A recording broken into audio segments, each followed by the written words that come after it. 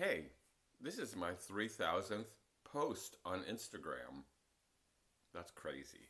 I've been reflecting on seeing Timothy Snyder speak last night in Portland about his new book on freedom on my to read list.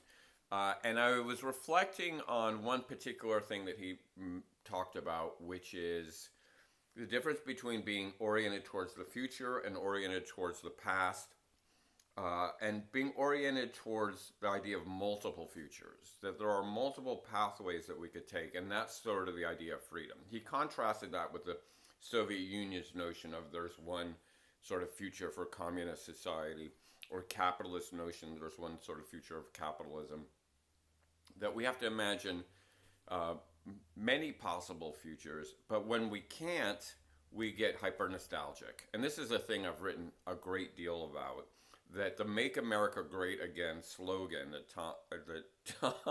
Trump, who's Tom? That Trump invented in 2015 is all about this mythical past. Somehow things were better in the past. And of course, things were better and worse in the past. Things were great. We had more union membership. People could buy houses by age 30. We had a growing middle class, and we taxed the crap out of the wealthy in the past. But we also had a lot of horrible things in the past: Jim Crow, institutionalized sexism in the workplace, no gay marriage, no access for people with disabilities. I mean, the past sucked. The past was both great and horrible at the same time. But we kind of erase all the bad stuff, and we create this sort of Pollyanna image of the past. And it's usually a very white, male-centered vision of the past that we want to get back to. Hitler did the same thing.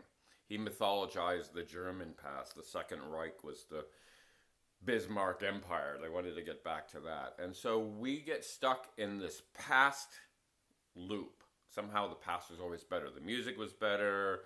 The gender roles were better. Everything was better in the past. The chewing gum was better. And we block ourselves out of thinking about possible futures. Not one future, but possible futures. That's where the freedom lies.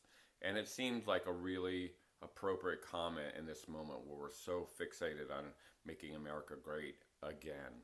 No, let's make America great in many ways. Welcome to the resistance.